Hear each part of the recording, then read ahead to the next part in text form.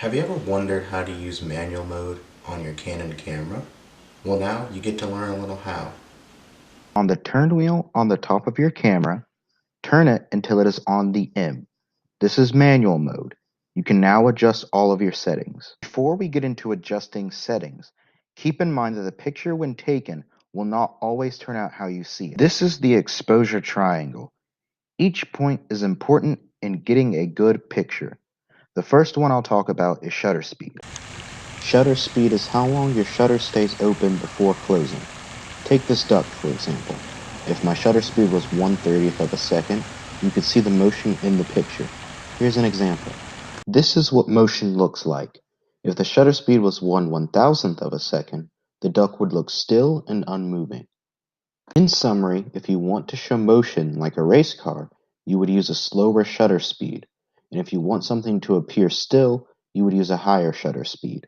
The next one I'll focus on is aperture. Aperture controls how much light the lens lets in.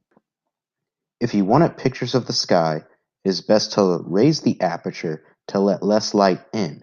The bigger the number, the less light that will be let in. For example, an aperture of 22 will let less light in than an aperture of 5. Take this picture for example. The aperture is higher because of how bright it is outside. The last thing we'll look at is the ISO.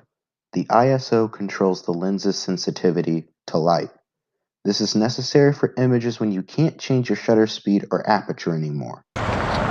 Take this fountain for example. If I have all my settings correct, but my image still doesn't seem bright enough, raising the ISO will make the lens more sensitive to light.